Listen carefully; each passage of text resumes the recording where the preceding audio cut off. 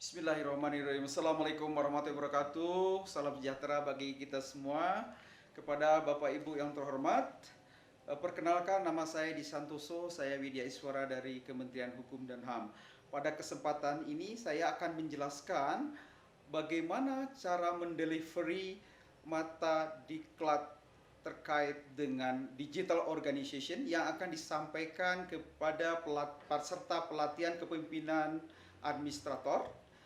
Jadi saya akan berupaya untuk menjelaskan step-stepnya bagaimana mata pelatihan ini disampaikan. Kita akan melihat slide berikutnya. Sekarang saya akan mencoba bagaimana mata diklat organisasi digital ini disampaikan kepada peserta diklat. Tentunya sebelum kita menyampaikan, kita harus mempunyai apa yang disebut dengan rancang bangun pembelajaran mata pelatihan atau disebut dengan RBPMP. Ini menjadi sebuah rancangan secara global bagaimana mata diklat organisasi digital ini disampaikan. Ya. Karena kita harus juga memperhatikan alokasi waktu yang disampaikan di sini adalah 9 jam pelajaran. Maka oleh sebab itu, jangan sampai kita kekurangan bahan atau bahkan kita kehabisan bahan atau materi yang akan kita sampaikan. Oleh karena itu, membuat rencana pembelajaran atau RP menjadi penting karena di sini akan secara lengkap menjelaskan terkait dengan step-step atau sesi-sesi apa yang akan disampaikan, termasuk juga metode dia akan disebutkan di situ, kemudian perlengkapan apa yang harus disiapkan, di situ semuanya secara detail terungkap. Setelah kita memahami semua, pada saat kita masuk ke kelas, maka hal yang terpenting bagi pengajar adalah sebelum menyampaikan materi, kita akan saling berkenalan dulu. Umumnya adalah ini sebuah strategi untuk menghubungkan secara emosional antara pengajar dengan peserta. Baik, dalam hal ini saya akan memperkenalkan diri bahwa nama saya Edi Santoso. Saya adalah Widya Suara Madya.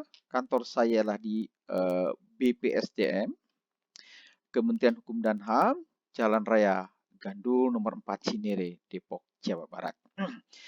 Nah, di sesi ini ada baiknya dikemas secara interaktif dan menyenangkan. Karena ini menjadi sebuah pembuka kesan bahwa kita menyampaikan dengan humanis sebuah pembelajaran, karena ini adalah pembelajaran orang dewasa.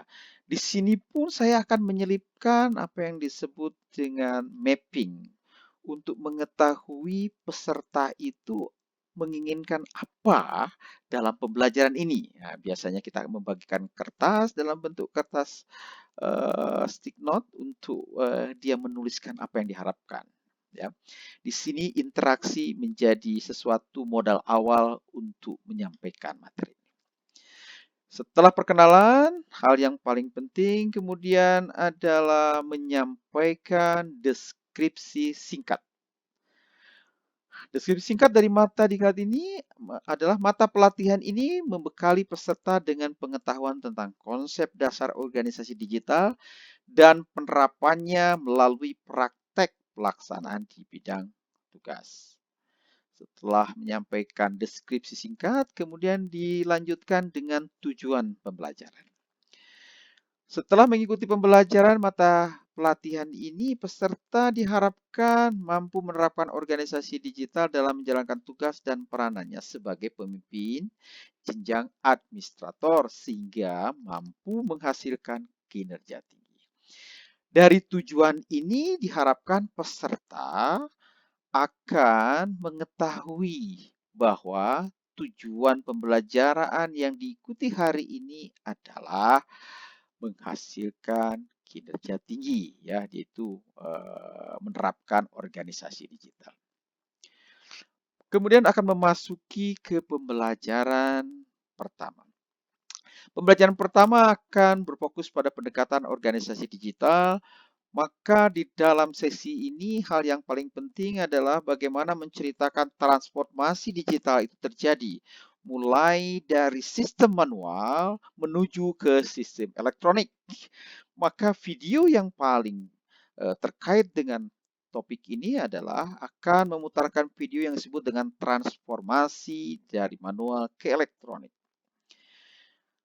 Di poin kedua, topik yang perlu disampaikan adalah terkait dengan kebijakan terkait digitalisasi.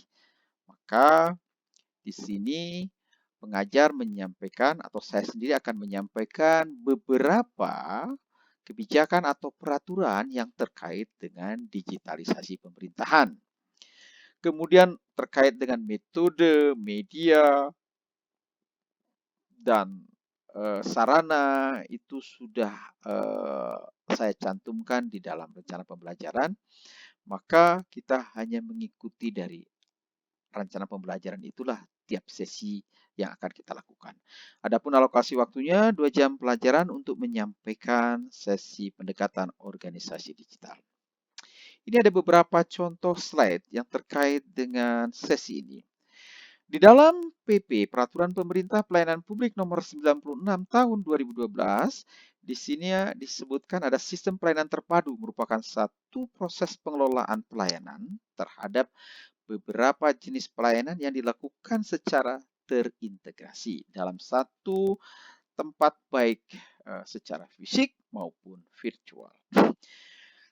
Kalau kita mengunjungi sebuah mall pelayanan publik, contohnya di DKI Jakarta, saya sudah mengantar peserta 2 kali ke sana.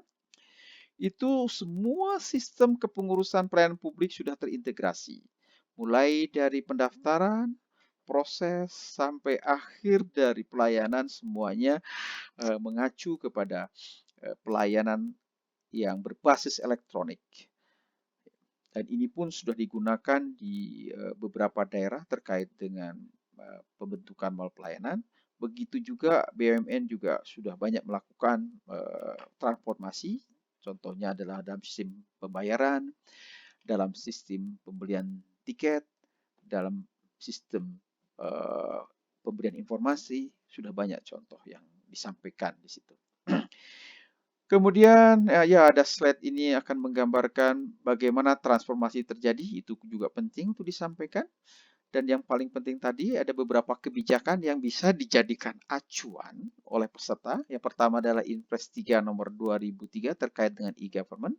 Ada Perpres 95 tahun 2008 terkait dengan SPBE. Kemudian ada Perpres nomor 39 tahun 2011 tentang Satu Data Indonesia. Nah, ini menjadi penting karena kebijakan tata kelola pemerintahan ini juga harus mengacu kepada Perpres nomor 39 ini.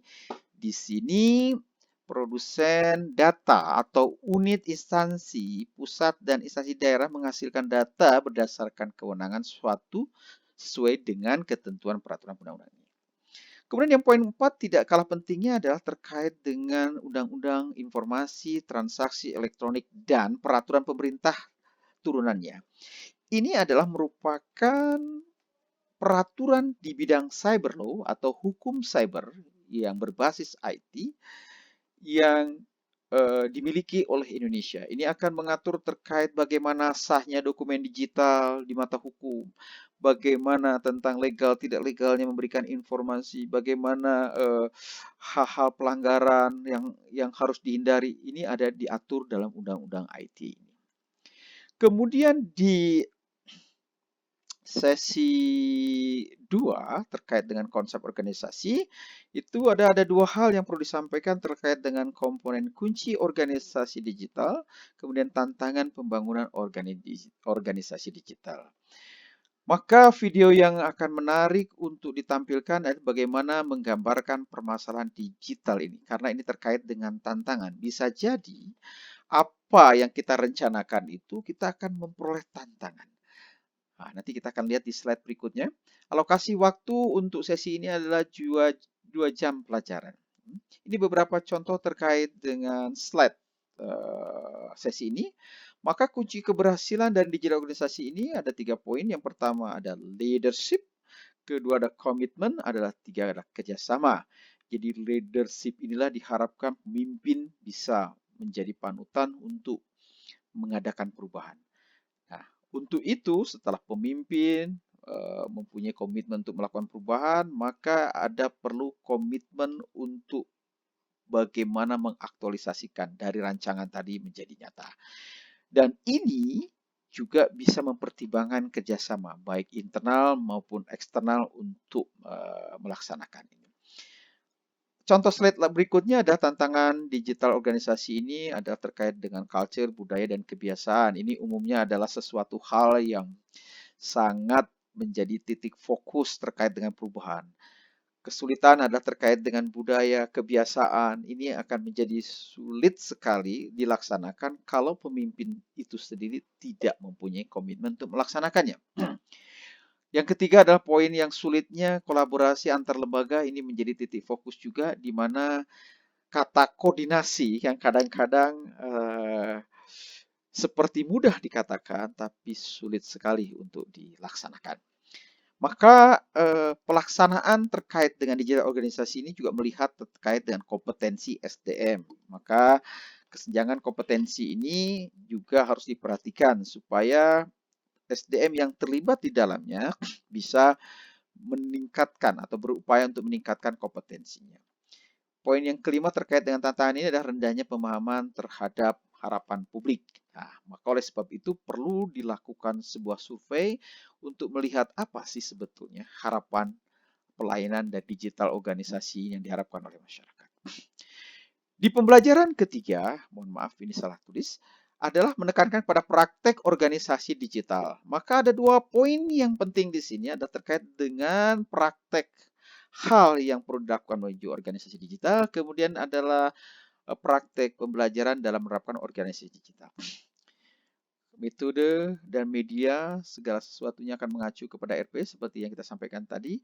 Maka ada video yang sangat relevan di sini adalah terkait dengan strategi menuju organisasi.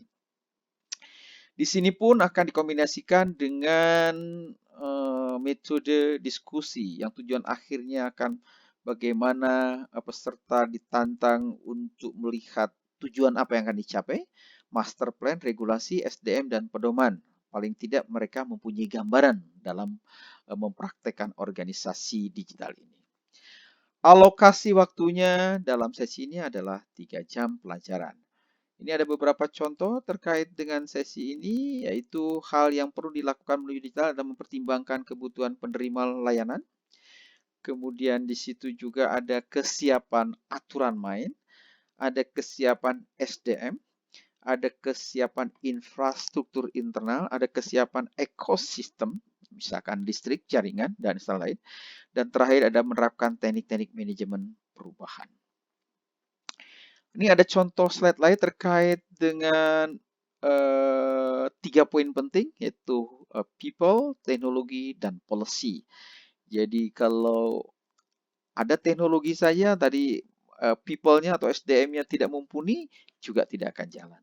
Ada teknologi, ada people, tapi kalau tidak ada kebijakan juga untuk melaksanakan digital organisasi itu juga akan kesulitan untuk melaksanakannya. Contoh slide 3 adalah terkait dengan, ya, ini akan membantu digital ini bagaimana contoh di bandara ini untuk mencegah supaya pencurian koper ini tidak terjadi. Maka dengan pelayanan berbasis IT, ya sekarang kita lebih kenal dengan barcode, bisa mengidentifikasi, bisa melacak koper-koper itu berada di mana. Ya, saya rasa ini adalah 3 skenario dari pembelajaran 1, 2, dan 3. Sebelum kita mengakhiri kegiatan, maka peserta biasanya saya akan ajak untuk menyimpulkan secara bersama-sama. Ini akan mempermudah kita untuk menyimpulkan semua pembelajaran ini dengan bahasa sendiri. Setelah kesimpulan dan apresiasi disampaikan, maka terakhir saya akan membacakan sebuah kata bijak. Hanya anak bangsa sendirilah yang dapat diandalkan untuk membangun Indonesia. Tidak mungkin kita mengharapkan dari bangsa lain. Ini saya kutip dari pernyataan mantan Presiden B.J. Habibie, Presiden ketiga Republik Indonesia.